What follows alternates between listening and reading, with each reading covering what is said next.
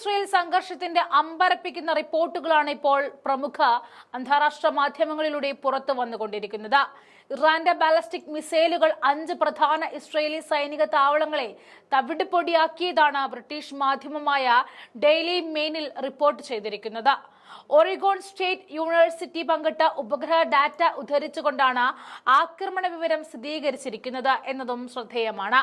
ലോകത്തെ ആശങ്കയിലാഴ്ത്തിക്കൊണ്ട് 12 ദിവസം നീണ്ടുനിന്ന യുദ്ധത്തിൽ ഇസ്രയേൽ സൈന്യത്തിനുണ്ടായ തിരിച്ചടി സംബന്ധിച്ചുള്ള യഥാർത്ഥ വിവരങ്ങൾ ഇതാദ്യമായിട്ടാണ് ഇസ്രയേൽ അനുകൂല മാധ്യമത്തിലൂടെ പുറത്ത് വരുന്നത് എന്ന പ്രത്യേകതയും ഈ വെളിപ്പെടുത്തലിൽ ഉണ്ട്. ഇസ്രയേൽ പ്രതിരോധ സേനയുടെ താവളങ്ങളിലും മറ്റ് തന്ത്രപ്രധാനമായ സ്ഥലങ്ങളിലും നടന്ന ആക്രമണങ്ങളെക്കുറിച്ചും വിവരങ്ങൾ സൈനിക സെൻസർഷിപ്പ് നിയമങ്ങൾ കാരണം ഇസ്രയേൽ പ്രസിദ്ധീകരിക്കുന്നത് തടഞ്ഞിരുന്നതാണ്.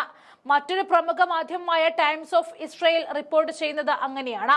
ടെൽ നോഫ് വ്യോമതാവളം, ഗ്ലോട്ട് രഹസ്യാന്വേഷണ താവളം കൂടാതെ സിപ്പോററ്റ് ആയുധ മേഖല താവളം എന്നിവ ഉൾപ്പെടെയാണ് ഇറാന്റെ മിസൈൽ ആക്രമണം ആഘാതം ഏൽപ്പിച്ചിരിക്കുന്നത് എന്നാണ് ടെലിഗ്രാഫിന്റെ റിപ്പോർട്ടിൽ പറയുന്നത്. 6 റോക്കറ്റുകളാണ് ഇസ്രയേലി സൈനിക താവളങ്ങൾ പതിച്ചിരിക്കുന്നത്. കൂടാതെ ഇസ്രയേലിന്റെയും അമേരിക്കയുടെയും വ്യോമ പ്രതിരോധ സംവിധാനങ്ങളെ വെട്ടിച്ച വൻ പ്രഹരശേഷിയുള്ള മറ്റ് 36 മിസൈലുകളും ഇസ്രയേലിനുള്ളിൽ പതിച്ചതായിട്ടും ഈ റിപ്പോർട്ടിൽ പറയുന്നുണ്ട്.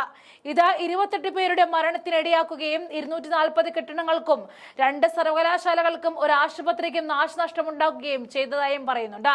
13,000-ലധികം ഇസ്രയേലികളെ ഭവനരഹിതരാക്കുകയും ചെയ്തതായിട്ടും ടെലിഗ്രാഫിന്റെ റിപ്പോർട്ടിൽ പറയുന്നുണ്ട്. അതേസമയം 500ഓളം ബാലിസ്റ്റിക് മിസൈലുകൾ ഇറാൻ വിക്ഷേപിച്ചുവെങ്കിലും ഇതിൽ നല്ലൊരു വിഭാഗവും പ്രതിരോധ സംവിധാനങ്ങൾ തകർത്തതായിട്ടും റിപ്പോർട്ടിൽ അടിവരയിട്ട് പറയുന്നുണ്ട്. 12 ദിവസത്തെ യുദ്ധത്തിനിടയിൽ 1100 ഡ്രോണുകളാണ് ഇറാൻ ഇസ്രയേലിന് നേരെ വിക്ഷേപിച്ചിരിക്കുന്നത്. ഇസ്രയേലിലെയും അമേരിക്കയിലെയും പ്രതിരോധ മിസൈലുകളുടെ എണ്ണം ഉയർന്നതാണെങ്കിലും ഓരോ ദിവസം കഴിയുന്തോറും പ്രതിരോധ സംവിധാനങ്ങളെ മറികടന്നെത്തുന്ന ഇറാൻ മിസൈലുകളുടെ എണ്ണം വർദ്ധിച്ചു വന്നതായിട്ടും റിപ്പോർട്ടിൽ എടുത്തു പറയുന്നുണ്ട്.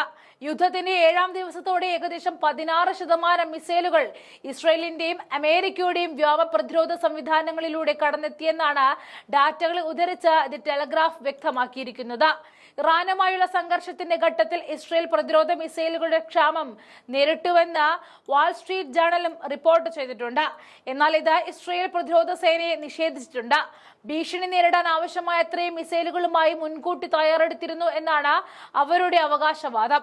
ഇറാൻ മിസൈലുകൾ ഇടയ്ക്കിടെ മാറ്റി മാറ്റി പ്രയോഗിച്ചതും ഇസ്രയേലിന്റെ പ്രതിരോധത്തിൽ വിള്ളൽ വീഴ്ത്തിയിരിക്കും എന്നാണ് ടെലിഗ്രാഫ് പറയുന്നത്. യുദ്ധത്തിന്റെ ഒരു ഘട്ടത്തിൽ ഇറാൻ ക്ലസ്റ്റർ ബോംബ് മിസൈലിൽ ഉപയോഗിച്ചതായിട്ടും നേരത്തെ തന്നെ IDFും സ്ഥിരീകരിച്ചിട്ടുണ്ട്. അത് ഇസ്രയേലിൽ കൂടുതൽ ആഘാതമേൽപ്പിച്ചതായിട്ടും വിലയിരുത്തപ്പെട്ടിട്ടുണ്ട്.